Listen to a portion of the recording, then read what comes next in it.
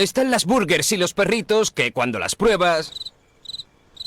Y luego están los que con un solo bocado... Me siento un king, es mi actitud.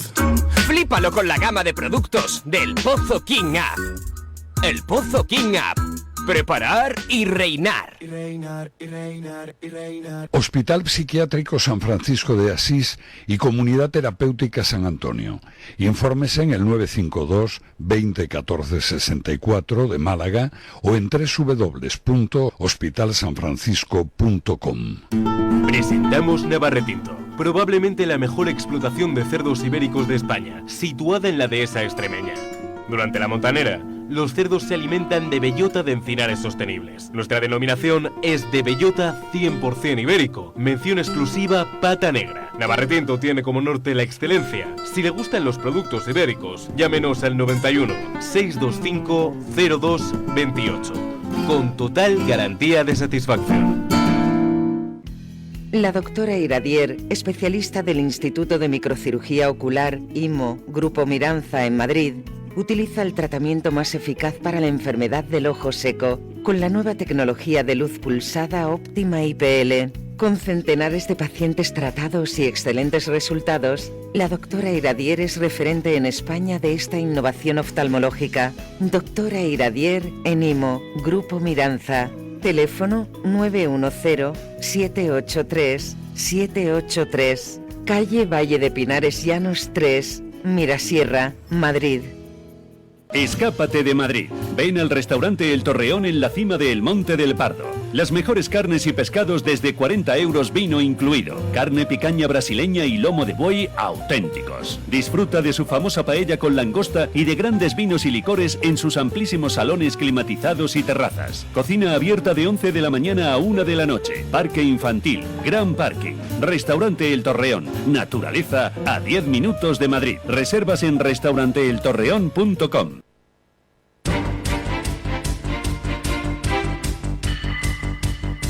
Mañanas en Libertad, con Carmen Carbonell.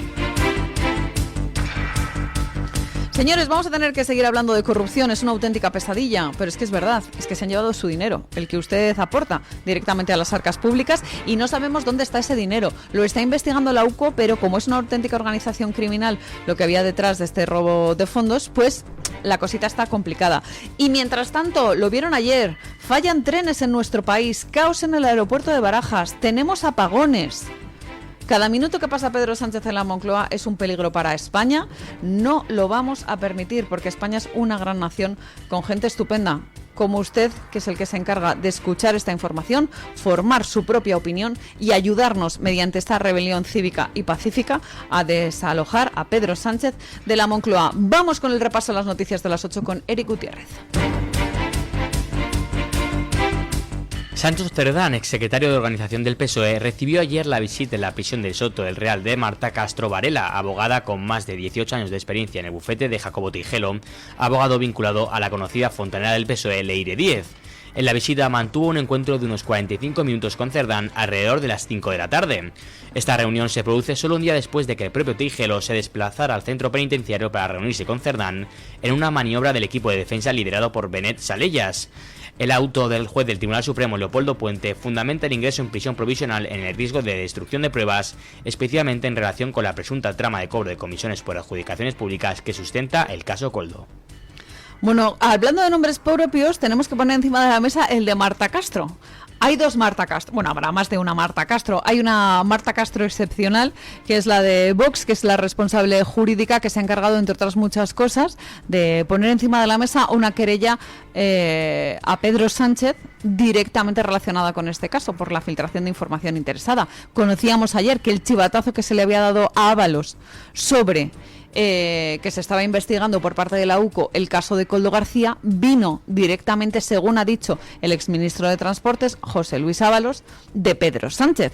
Así que ella, que actualmente es la vicesecretaria nacional jurídica, es también la responsable de coordinar la acción jurídica del partido ante tribunales y, por tanto, pues es responsable de esta medida, como les hemos dicho, entre otras muchas, porque también ha presentado una querella contra Cristina Álvarez y Begoña Gómez por malversación, por tráfico tráfico de influencias, por prevaricación, en fin, otras muchas cuestiones que están relacionadas con la corrupción directamente y también con ámbitos, pues por ejemplo, como las juntas electorales, la administración pública, etcétera, etcétera. Bueno, por así decirlo, esto es como todo. Hay una Marta Castro buena y una Marta Castro, pues que está relacionada con Santos Cerdán, que no es esta, ya les digo. La que está relacionada con Santos Cerdán es la que forma parte del bufete de abogados del propio Tejero, que ya saben ustedes que se reunió ayer, según la información del Mundo, durante una hora en el locutorio de Soto del Real para armar la estrategia de defensa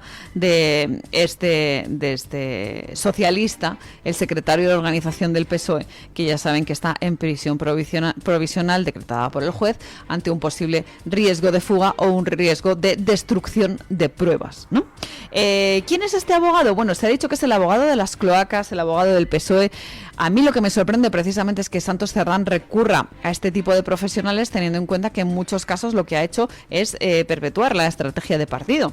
¿Está velando por la defensa de su propio interesado este abogado o realmente lo que hace es seguir la guía del PSOE?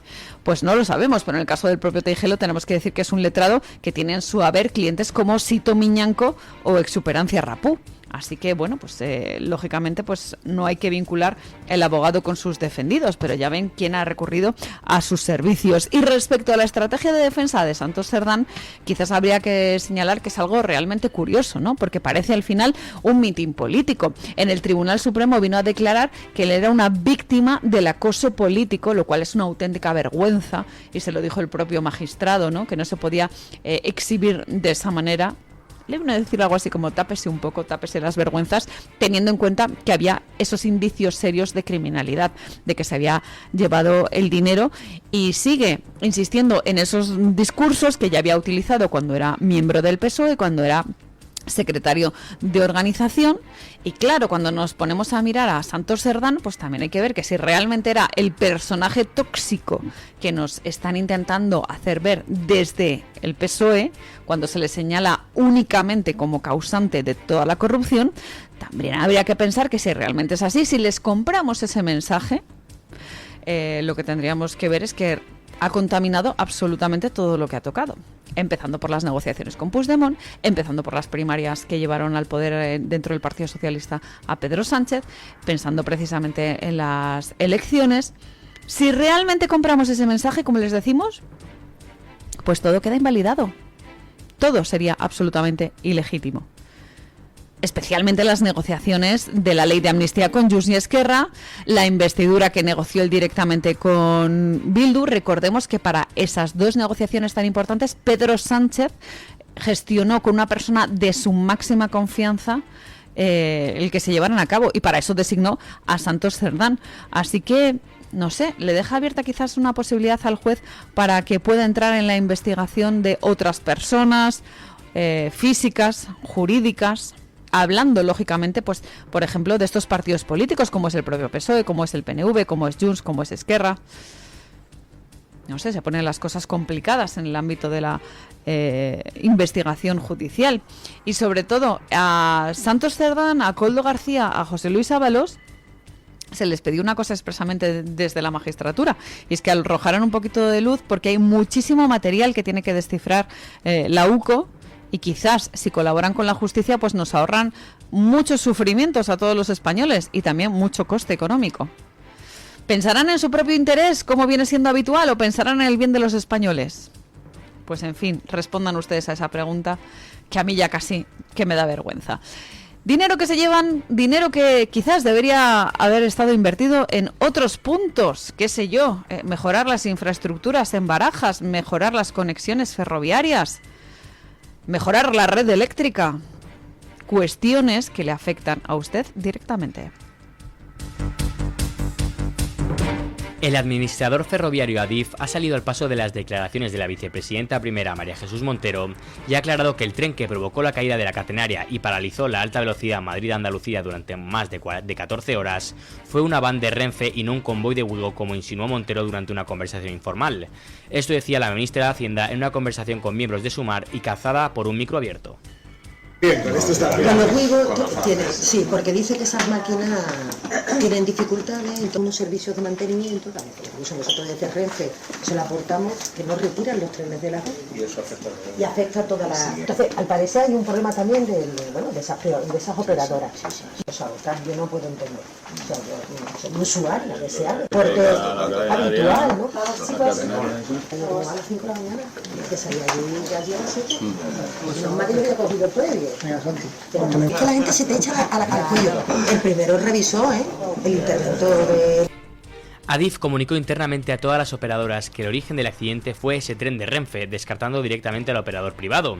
Montero también planteó la posibilidad de un sabotaje, culpando a Ouigo por supuestos problemas en sus trenes y mantenimiento. Sin embargo, una investigación preliminar no ha encontrado indicios de sabotaje y varios técnicos y operadoras lo han descartado. Además, Ouigo negó rotundamente cualquier implicación, señalando que la infraestructura es responsabilidad exclusiva de Adif y que sus trenes no causaron el incidente. Bueno, yo si fuera Ouigo no solo hubiera respondido a María Jesús Montero, sino que directamente hubiera denunciado estas palabras de la que es ministra, señalando a una empresa privada.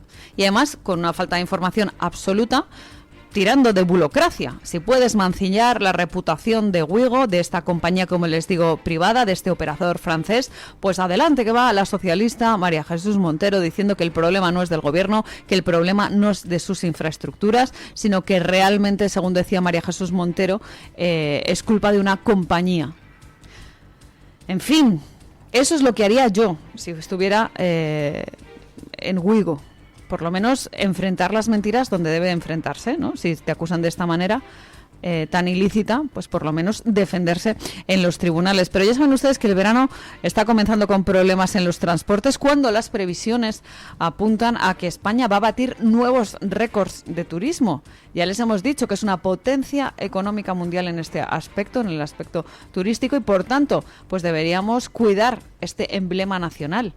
Ayer en la zona de control de pasaportes de la terminal T4 se vivió una auténtica jornada de caos, se vio colapsado Barajas a consecuencia, en un primer momento se dijo, de un problema informático que afectaba directamente a los controles de seguridad, pero la cuestión es que vimos prácticamente la totalidad de los empleados que estaban en las zonas del check-in sobrepasados por un volumen enorme de turistas, y quizás sea cierto que la aplicación de la Policía Nacional para el control de los pasaportes falló. Pero también lo que denuncian los sindicatos policiales, Jupol, por ejemplo, es que faltan efectivos para realizar esta tarea en plena acumulación de vuelos debido a las vacaciones de verano, en esa hora punta en Barajas. En el caso de AENA, que es el gestor de los aeropuertos, está avisando de que la congestión se debe a la lentitud del control de pasaportes. Pero como les digo, si solamente fuera el control de pasaportes, bueno, pero es que vimos largas colas en esa conexión con ese trenecito que une la terminal satélite con la terminal, por así decirlo, de origen, que es la T4. El propio Ministerio del Interior ha dicho que no solamente era cuestión de este fallo en la aplicación de la Policía Nacional, sino que había un exceso de vuelos en hora punta. Quizás el aeropuerto de Barajas no está preparado para absorber todo ese tipo de vuelos. Quizás tendría que haberse hecho una inversión. ¿Y qué pasa? Que por el chantaje político al que nos han sometido los secesionistas catalanes, hemos visto, y de hecho la noticia saltó hace unos días, concretamente en junio, a comienzos de junio, como la inversión que estaba programada para todas las infraestructuras aéreas españolas se iba a concentrar en el aeropuerto del Prat, en Barcelona, donde se iban a destinar 3.200 millones de euros. ¿Qué pasa? Que si favoreces a Cataluña por ese chantaje de los secesionistas, lo que haces es perjudicar otro tipo de aeropuertos, como es el caso del aeropuerto de Barajas. Les estamos hablando del tema de los vuelos, pero es que al caos en Barajas siguió una nueva jornada de problemas en el AVE, en la alta velocidad española. En el primer momento se habló de las conexiones con Cataluña, a las que, bueno, pues se señaló directamente el incendio de Lérida, que dejó ayer 2 muertos, como el principal foco, el principal problema por el que se interrumpió la circulación de los trenes entre Madrid y Barcelona, con 23 trenes afectados. Todo esto después del follón con Sevilla, la jornada del día anterior. Ya saben ustedes que estuvieron bloqueadas las estaciones de alta velocidad entre Madrid y Sevilla, precisamente por problemas con el suministro eléctrico, con la catenaria, bla, bla, bla. Lo que dicen ahora fuentes de Adif, que es la empresa pública responsable de las infraestructuras ferroviarias, es que ha habido una especie de sabotaje, se va a abrir una investigación sobre lo ocurrido, también se habla del desgaste técnico habitual de las infraestructuras, de la red. Pues señores, si es que es lógico, si se lo estaban llevando crudo, no hay dinero para mejorar esa red ferroviaria. Las infraestructuras, con el paso del tiempo, se deterioran, como pasa usted, por ejemplo, en su casa, que cada cierto tiempo hay que llevar a cabo un mantenimiento, porque se estropean las tuberías, porque puede fallar algún interruptor, porque hay problemas, yo qué sé, con las goteras. Pues señores, es que el tiempo es así. Y también para las infraestructuras nacionales. ¿Moncloa qué hace? Pues sigue insistiendo en que sabotaje. Claro, ¿qué van a hacer si están pringados de corrupción hasta arriba? Presuntamente. Todo lo que digamos en este programa, presuntamente, que ya saben ustedes que Pedro Sánchez se la toma con papel de fumar. Pero en cualquier caso, esto es lo que les contamos sobre las infraestructuras ferroviarias. Es curioso porque tenemos siempre el mantra de que la Unión Europea vela por nosotros. ¿Qué pasa cuando hay un caos internacional en los aeropuertos? ¿Es la Unión Europea la que vela por nosotros? ¿Son los que dicen algo? Pues no, señores, porque la Unión Europea está para otras cosas, como por ejemplo la Agenda 2030, y se lo contamos ahora mismo. La Comisión Europea ha presentado sus objetivos climáticos para 2040, manteniendo la meta de reducir las emisiones un 90% respecto a 1990, con el objetivo de alcanzar la neutralidad climática en 2050. Estos objetivos ofrecen mayor flexibilidad a los Estados miembros para cumplir los mismos. Una de las novedades más controvertidas es la posibilidad de que los países utilicen créditos, como proyectos de reforestación en el sur global, para compensar hasta un 3% de sus emisiones a partir de 2036. Bruselas insiste en que no está reduciendo la ambición, sino adaptando el enfoque de forma pragmática. Aún falta que la propuesta sea aprobada por el Parlamento y el Consejo, donde los desacuerdos sobre cómo alcanzar los objetivos son cada vez más profundos. Pues quizás la Unión Europea podría vigilar cómo están los aeropuertos en nuestro país, cómo va el tema de la corrupción, qué pasa con la infraestructura ferroviaria, pero no, señores, están con una cosa que se llama la ODS, los Objetivos de Desarrollo del Milenio o algo así, que son objetivos muy ambiciosos, en ocasiones irrealizables, como estamos viendo, y con la Agenda 2030, que ya ven ustedes que ya no es Agenda 2030, ya tiene que ser 2040, porque eran tan irrealizables y tan ambiciosos los objetivos que hemos tenido que alargarlo una década. Y sobre todo, objetivos que se fijan en los despachos de Bruselas con un impacto generalmente negativo para el ciudadano, porque lo que hacen es restringir sus libertades. A eso les gusta mucho a los burócratas, pensar mal del ser humano, pensar que es algo nocivo. Se ha señalado directamente al ser humano como culpable del cambio climático, que el ser humano perjudica el medio ambiente y que por eso hay que limitar sus libertades. Bueno, señores, acuérdense ustedes, los que tengan más edad, de lo que se decía en los años 80 y 90 sobre la capa de ozono, que era el mal de todo el mundo, cómo íbamos a acabar con un agujero horrible en la capa de ozono y que, por tanto, pues que la Tierra iba prácticamente a extinguirse. Ahora el nuevo mantra, ya lo de la capa de ozono se ha quedado atrás, gracias, entre otras muchas cosas, al ingenio del ser humano. Cuando se pone en valor el papel del ser humano, vemos cómo hay una serie de mejoras constantes en nuestro día a día. El progreso, que por desgracia han utilizado los socialistas esta palabra para apropiárselo, bueno, pues es el progreso del ser humano, que es el que propone nuestro ingenio, es lo que hace que vayamos mejorando también en el ámbito medioambiental. Y por eso no se habla ahora de la capa de ozono, sino que se habla de la huella de carbono. La huella de carbono, emitimos carbono pues en nuestras actividades diarias y lo emite pues también la ganadería, la agricultura, bla, bla, bla. Pues ahora nos ponen encima de la mesa esas leyes de reducción de emisiones con que, como les digo, fíjense ustedes qué mal estarán en la Unión Europea para desviar 10 años sus objetivos de esa Agenda 2030 fatídica a la Agenda 2040. Pero sobre todo, aquí hay que hablar directamente de las dudas de estos proyectos de la Unión Europea y de la inseguridad de los ciudadanos frente a estos proyectos, cuando vemos que se van alargando los plazos. Respecto a la huella de carbono, podríamos hablar, por ejemplo, de las políticas agrícolas, que están sumamente relacionadas con la captura de carbono, con algunas subvenciones, pero también podríamos hablar, por ejemplo, con el tema de los coches, que eso seguro que le toca muy de cerca, con el tema de las restricciones medioambientales al transporte, con el tema de las etiquetas para circular en qué zonas. Por ejemplo, en Madrid somos víctimas de una cosa que se llama Madrid 360, que viene a ser la ampliación de esas políticas buenísticas de Manuela Carmena, de esas políticas medioambientales que eran Madrid Central.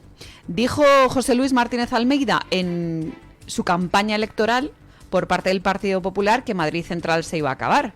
Y es verdad, se acabó Madrid Central, pero lo que nos dijo es que iba a hacer una cosa más grande, peor para la circulación de todos los coches, que es Madrid 360. Y de nuevo lo que hace Martínez Almeida es ampararse en la buenista Europa, que es la que vela por nuestros intereses medioambientales, cuando no es cierto, que esto es muy importante, que lo que dice Europa, por ejemplo, en materia de restricción de circulación, es que debe haber zonas restringidas a la circulación de vehículos. Entonces, en vez de ponerlo, por ejemplo, en el centro, lo podría haber puesto, qué sé yo, en la casa de campo, que curiosamente en cuanto a extensión cumple los mismos requisitos que pide Europa. Pues si hubiera sido un poco listo, un poco interesado, hubiera hecho eso. Pero volvamos al tema de la inseguridad de los ciudadanos con el tema de la reducción de emisiones en 2040. En un primer momento se dijo que los objetivos de 2030 debían alcanzarse mediante esfuerzos nacionales.